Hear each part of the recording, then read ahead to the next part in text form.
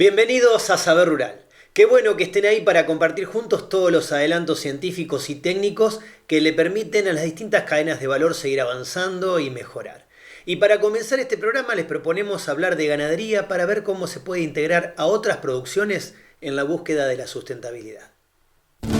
Con la expansión de la agricultura, la producción agropecuaria en Argentina registró una conversión de sus sistemas hacia la intensificación.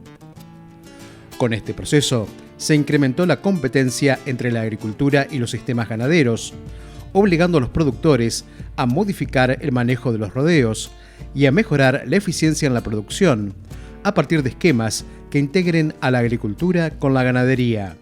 La ganadería está recuperando algo de nicho, si vos querés, que le había del cual había sido desplazado por la agricultura, por una necesidad básica que es la de rotación, y uno empieza a ver cada vez también más sistemas integrados, agrícolas ganaderos, que además tienen que ver con los buenos valores que está teniendo hoy la carne y la posibilidad de también generar sistemas más diversificados y sostenibles, ¿no?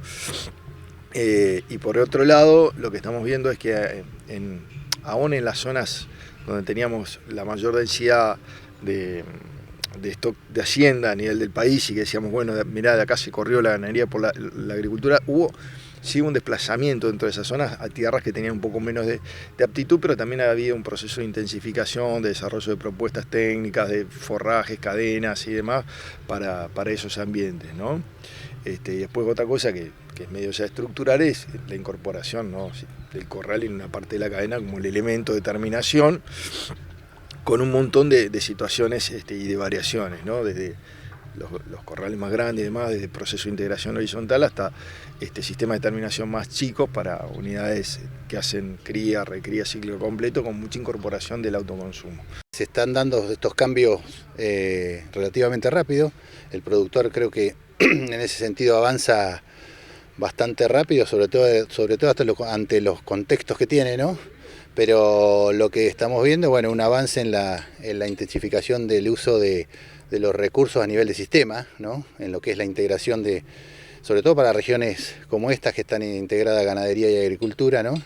Entonces, que no es nuevo, digamos, son cuestiones del pasado, pero bueno, creo que la búsqueda de eficiencia en cada enganche de agricultura con ganadería, cómo poder utilizar, por poner un ejemplo, el tema de los que son cultivos de cobertura o cultivos de servicio en sistemas mixtos, en donde les queda ese forraje que o lo dejo, lo quemo o hago ganadería como parte de eficientizar todo el combo.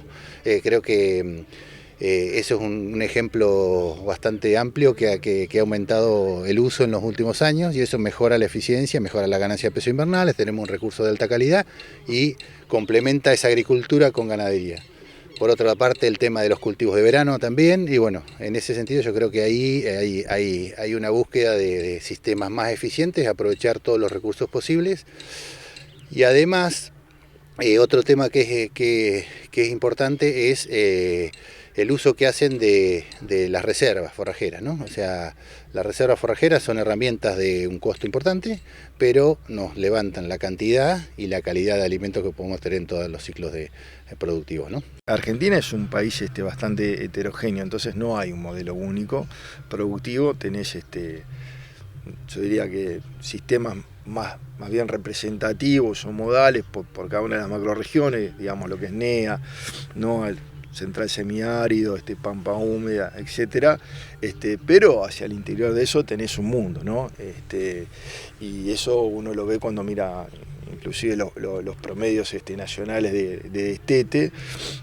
Vos tenés en regiones que están en el histórico de 60, 60 y pico %, que hay que reconocer que en los últimos años ha venido levantando un poco, ¿no? Esa variable que es la que más nos restringe la productividad nacional, ¿no? El cuello de botella que tenemos hoy es la productividad de la cría. Pero vos tenés otras regiones, como la Pampa Húmeda, provincia de Buenos Aires, están cerquita del 80.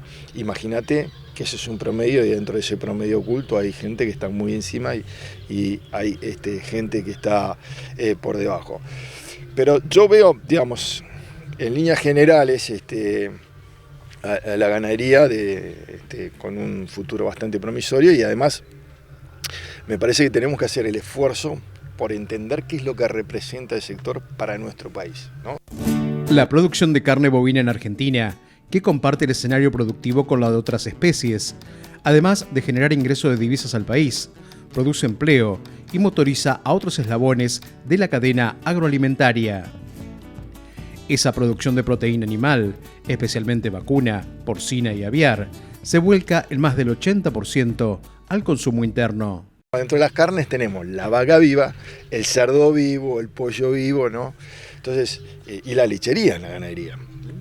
Si vos tomás ese conjunto, el conjunto entero, y ves qué es lo que está generando en términos de divisas por todo lo que exporta, carnes y sus productos, lácteos, exfibra, y te meto el pescado ahí adentro, 8.000 millones de dólares.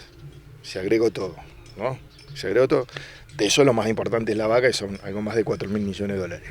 Entonces fíjate vos la importancia que tiene en términos de generación de divisas. Yo te lo pongo así y capaz que le pelea un poquito ahí de cerca al sector automotriz. Entonces cuando hablamos de carnes, entendámonos en ese contexto, ¿no? Porque el sector además posibilitó que los argentinos podamos sostener un consumo promedio por habitante por año de más de 100 kilos. ¿Qué te cambió? Y te cambió la composición. Ya no nos comemos la misma cantidad de kilos de carne bovina que antes. Empezó a crecer sostenidamente el cerdo, casi 700, 800 gramos por habitante por año. El pollo sigue creciendo y no sabemos cómo es el tema del techo, porque siempre decimos, che, no, ya está, llegó a su techo, pero siempre que hay diferencial de precio empuja un poquito más. Y además el sector genera empleos para 1 millón de personas, ¿no? 1 millón de personas. Entonces yo digo, en el contexto nacional, en la situación que estamos viviendo, ¿qué le pediría la sociedad al sector ganadero y qué tiene que probar? Y bueno, esas 3 cosas: divisa, que traiga los dólares que nosotros necesitamos para desarrollarnos, que genere los encadenamientos virtuosos de agregado de valor, transformando los granos que tenemos, que genere empleo, que sabemos que tiene capacidad de respuesta medianamente rápida, y hay un tercer componente que es el que siempre te genera algún nivel de conflictividad política y demás, que tiene que ver con proveer alimentos baratos en una sociedad que sabemos que hoy tiene un sector vulnerable amplio. El mercado mundial de carnes es traccionado por regiones del mundo con economías prósperas y donde la población sigue creciendo a tasas significativas. En ese contexto de demanda creciente de proteínas, el sector productivo argentino de carnes debe operar como un complejo que integre a las diferentes especies y genere especialidades para la apertura de nuevos mercados. Si vos te entendés como sector de carnes completo, tenés para todo. Tenés para traer divisas, tenés para generar empleo y tenés para proveer alimentos a un precio razonable. ¿Por qué? Y porque tenés para ofertar carne aviar y carne porcina a menor precio que la carne vacuna, y en el cerdo te agrego más. Con la evolución que tuvo la cadena, digamos, eso hoy que te genera que tengas una variedad de cortes enorme, y que además el reemplazo de la carne vacuna por la del cerdo sea con menor conflictividad, porque entra perfecto el domingo en el asado y demás. No es lo mismo el sentimiento del consumidor cuando reemplaza pollo por vacuno, ¿no? Y también tenemos que entender que nosotros no somos un jugador en el contexto global de volumen. O sea, no somos un productor de volumen de carne. No somos Brasil. Ahora sí producimos carne de calidad, producto de calidad. Entonces para nosotros es muy estratégico que todo lo que exportemos tratemos de ubicarlo en aquellos mercados que nos pagan mayor precio por cada kilo exportado, ¿no? Y ahí vos tenés una variación enorme, o sea, el kilo, va desde $3.000 la tonelada, digamos, el precio puede llegar hasta más de 10.000, 12.000. O sea, nosotros exportamos a China, exportamos vaca china, que dentro de vaca china hay un complejo de productos que no tienen mucho valor en el mercado interno, que nos lo valorizan más, y además nos sirvió para sacar un montón de vacas improductivas a los rodeos, pero también tenemos Cota Hilton, tenemos 481, ¿viste? Y ahí tenemos uno de los grandes desafíos, ¿no? En tratar de darle un perfil exportador y identificar aquellos nichos que nos pagan más, entendiendo también que para acceder a esos lugares nosotros tenemos que hacer algunas cosas, ¿no? La ganadería genera emisión de metano por la fermentación que se da en la digestión y las excreciones de los animales. Entre las especies ganaderas, los rumiantes como los bovinos, ovinos, caprinos son los principales emisores de metano, ocasionando variables sobre el clima. Frente a un mercado global que exige cuidados en las actividades que aceleren el cambio climático global, la ganadería debe buscar estrategias y modos de manejo para remediar su intervención. Hoy vos sabés que la ganadería está cuestionada por su rol como aportante de gases con efecto invernadero en el contexto del cambio global. Y uno puede decir, bueno, mirá, no es tan, lo podés discutir, pero si esas preocupaciones que tiene el consumidor del otro lado se traducen en regulaciones comerciales y quien te compra te dice, bueno, mirá, si vos no haces esto, yo no te compro, y medio que la discusión se terminó, ¿no? Entonces te termina ordenando un poco hacia atrás esos requerimientos, y hoy tenemos un ejemplo claro con lo que es ganadería libre de deforestación. Y detrás de eso vienen otras medidas, y nosotros lo que tenemos que hacer es lograr anticiparnos. Afortunadamente tenemos capacidad de respuesta por el diseño que tienen nuestros sistemas, que tienen una base predominante pastoril, pero no alcanza con eso. No sé, nosotros no podemos posicionarnos solamente diciendo, che, tenemos sistemas basados en pasturas y pastizales naturales, y tenemos que acreditar que estamos haciendo las cosas bien, tenemos que trazar nuestro sistema de producción. Afortunadamente, y Argentina no arranca de cero, tiene sistemas de trazabilidad establecidos. Lo que pasa es que tenemos que hacer un camino en la construcción de esa imagen, tratar de unificar los discursos, los esfuerzos entre distintos organismos, entre el sector privado y el público, y construir, digamos, una política, digamos, yo te diría, productiva y comercial que nos permita capitalizar esas oportunidades, ¿no?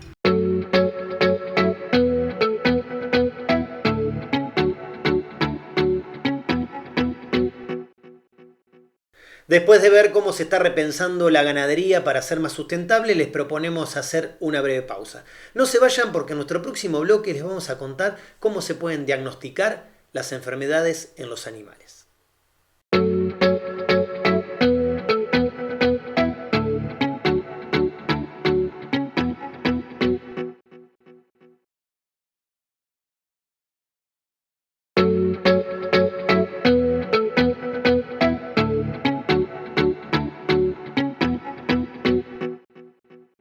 Las técnicas de diagnóstico como la PCR y la interacción a nivel global de los laboratorios es un aporte al concepto de una salud. Y en este segmento de Saber Rural les mostramos de qué manera. La reacción en cadena de la polimerasa, conocida por su sigla en inglés como PCR, es una técnica que permite replicar entre cientos de miles y millones de veces in vitro, en el transcurrir de pocas horas, pequeñas cantidades de ADN. Uno de los aportes fundamentales de esta metodología a la investigación básica en biología molecular consiste en la rapidez y eficiencia mediante las cuales se realiza una tarea que antes requería largas jornadas. El producto que se obtiene al finalizar la reacción favorece la tarea de los investigadores en el diagnóstico de afecciones. Nosotros cada vez incorporamos más técnicas de PCR, ya tenemos unos 30 servicios disponibles de PCR, y estamos muy sorprendidos y muy satisfechos por el avance que tenemos en cuanto a calidad de diagnóstico. Nosotros, por ejemplo, en causales de aborto que hacíamos siempre, teníamos un 10-15% de eficacia o de diagnósticos positivos, y pasamos a aumentar en 55% el nivel de hallazgo. Así que son técnicas que son bien sensibles, son un poquito más onerosas obviamente, pero como yo digo siempre a los clientes, la idea es mandar una muestra para obtener un resultado. Entonces, si uno tiene que pagar un poco más, es preferible hacerlo, y realmente, si está el patógeno en esa muestra, poder encontrarlo de una manera más efectiva. La técnica de PCR ha evolucionado mediante los ajustes realizados a las prácticas iniciales, lográndose mayor eficiencia como herramienta de diagnóstico del causal de abortos en animales. Son técnicas que son, como se nombran siempre, 99% de sensibilidad y 99% de especificidad. O sea que son, si damos un positivo, es que es realmente ese patógeno, y aunque ese patógeno esté muerto o en baja concentración, podemos llegar a detectarlo. Por eso es la sensibilidad tan alta que tiene. Para la medicina veterinaria, ciertas afecciones son difíciles de detectar debido a sus características asintomáticas, que hacen que los animales no presenten signos de estar padeciéndolas. Esa complejidad encuentra respuestas en estudios basados en métodos de diagnóstico de laboratorio que evolucionan con nuevas tecnologías y mayor precisión en el marco de una red global de servicios. Disponibles hay un montón a nivel internacional. Nosotros tenemos convenios con laboratorios de España, que traemos muchos reactivos de ahí, también de Holanda. Estamos con una limitante obviamente económica, que son reactivos caros y necesitamos asegurarnos una continuidad de servicio. Entonces no tenemos a disposición más técnicas porque bueno, es complicado, y hasta que el mercado también entienda la ventaja que tiene y afrontar esos costos, bueno, en la medida de las posibilidades, siempre vamos anexando nuevos servicios. O sea, posibilidades hay un montón. Llamas Laboratorio y Servicios colabora en el ámbito animal con veterinarios, productores y otros agentes de la sanidad, y a través de la incorporación de la División de Análisis Alimentarios con nutricionistas y empresas del sector.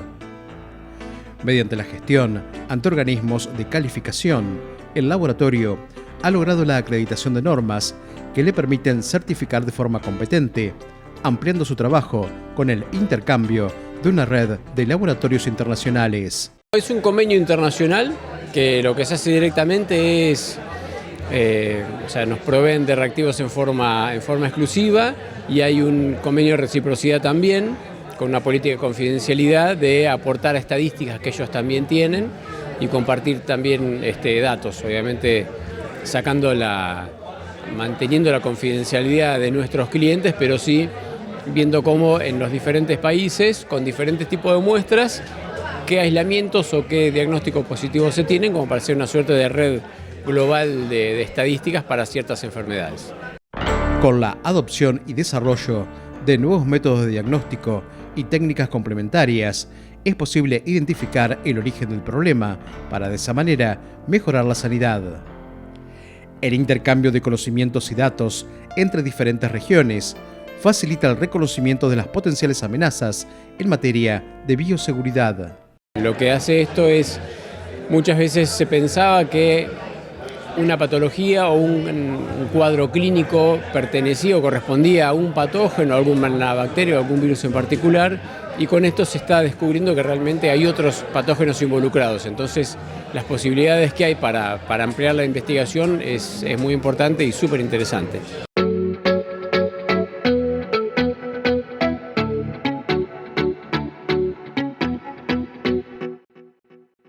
Después de ver cómo la interacción entre los laboratorios resulta un aporte a la producción, queremos felicitar al equipo de Llamas Laboratorios y Servicios por el trabajo que hacen desde Argentina. Y a ustedes que nos acompañan les proponemos hacer una breve pausa. No se vayan, que enseguida volvemos con mucho más Saber Rural.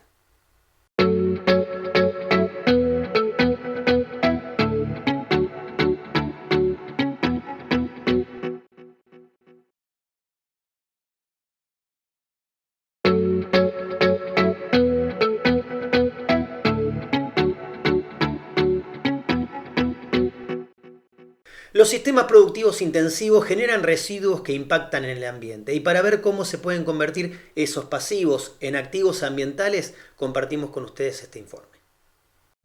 En las últimas décadas se ha dado un proceso de intensificación productiva en el que la ganadería y la agricultura han profundizado su intervención sobre el medio ambiente, afectando al suelo y a los recursos hídricos, tanto superficiales como subterráneos. En este proceso, que afecta a la sustentabilidad ambiental, el sector productivo y en particular el primario ganadero es generador de desechos de un alto impacto sobre el medio ambiente. En particular, todo lo que está relacionado con producciones animales concentradas, ¿no?, que son las que más impactan en cuanto a la acumulación de residuos. Tenemos todo lo que es el procesamiento de estiércoles y purines, que los vemos más bien como semisólidos que van saliendo de salas de crianza o parideras, que suelen surgir de los sistemas de drenaje de los corrales de feedlot. Entonces, básicamente, se tienen que promover técnicas de tratamiento de esos estiércoles, que muchas veces pasan por sistemas de compostaje, y de los purines, que ya llevan quizás a maniobras más ingenieriles, del tipo de la generación de lagunas de de decantación y de tratamiento. Los principales problemas ambientales de la producción pecuaria, puntualmente referido a feedlot, que es el tema a lo que yo me dedico, tienen que ver más que nada con contaminación, posibles eventos de contaminación por esa acumulación de excretas en corrales, que pueden afectar de manera directa o indirecta a recursos como agua, suelo y aire. Los sistemas productivos intensivos son generadores de aguas residuales y desechos que impactan en el ambiente e inciden en el proceso productivo. Las consecuencias son comprometer al recurso agua, y una vez que se contamina la napa freática, que es lo que venimos estudiando también, es muy difícil descontaminarla. Entonces, todas las estrategias que adoptemos o que intervengamos en ese sistema productivo tienen que ser para reducir esos impactos. Entonces, uno de las estrategias es que el residuo que se genere en el feedlot, utilizarlo de manera correcta, extraerlo del corral, hacerle algún tipo de tratamiento y aplicarlo al suelo para que pueda ser aprovechado por el cultivo y por el suelo. Y eso es lo que estamos evaluando. Esta problemática, generada por los sistemas intensivos ganaderos, está siendo estudiada para ser revertida mediante procesos que permitan reutilizar el agua dentro de los sistemas productivos. Venimos desarrollando distintas líneas, que tienen que ver con estudiar eventos de contaminación, monitoreando la napa freática. Estamos estudiando el proceso de infiltración en corrales y cómo es la dinámica de nutrientes en los corrales. Por otro lado, estamos viendo el tema de canalización, lagunas y cortinas forestales. Todas estrategias o acciones que tienen que ver con la gestión ambiental. Y lo que es uso agronómico es uno de los destinos finales que más adopta el productor, porque de alguna manera u otra tiene que ocuparse de gestionar ese residuo que pasa a denominarse subproducto, porque es un residuo que no tiene utilidad, y en este caso el productor cuenta con un recurso muy valioso, porque tiene una particularidad que es la concentración de nutrientes que lo hace un recurso de muchos beneficios, para el suelo y para los cultivos. Entonces, una de las estrategias para evitar que se generen focos de contaminación puntual o difusa en este tipo de sistemas es la gestión del estiércol. Entonces, de eso nos estamos ocupando y estamos viendo, qué pasa con la respuesta de los cultivos, qué pasa en el suelo cuando aplicamos determinada dosis de estiércol.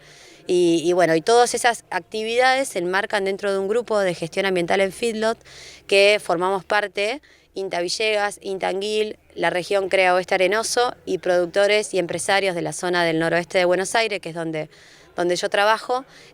Todas estas acciones forman parte de este grupo, donde además de generar información para el sector, difunde esa información, lo cual es muy importante. En los sistemas de producción intensiva bovina en feedlot, uno de los aspectos con implicancia ambiental es el destino de los efluentes líquidos y sólidos. Diferentes factores influyen en las características químicas del compost de corral y debido a su composición mineral es posible su reconversión en activo ambiental.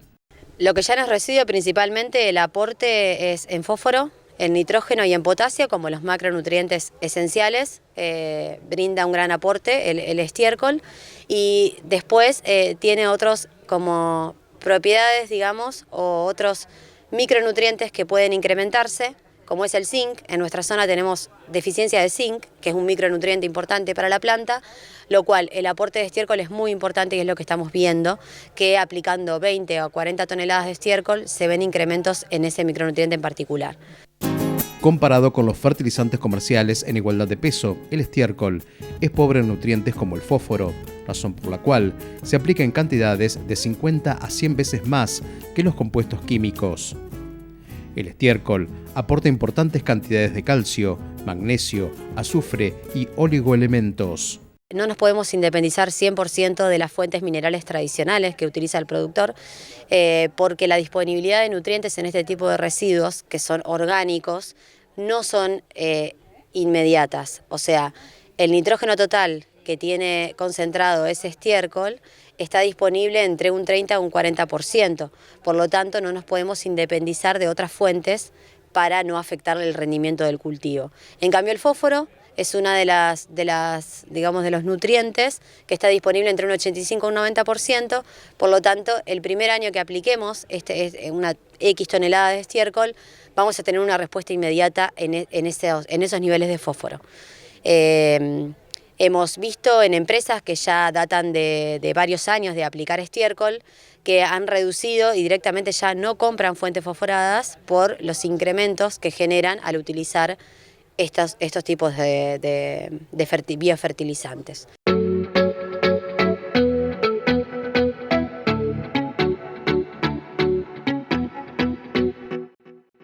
Amigos del campo, de esta manera llegamos al final de este programa. Muchísimas gracias por habernos acompañado una vez más. Nos vamos hasta dentro de 7 días, cuando los estaremos esperando para compartir nuevamente junto a ustedes mucho más Saber Rural. Hasta entonces.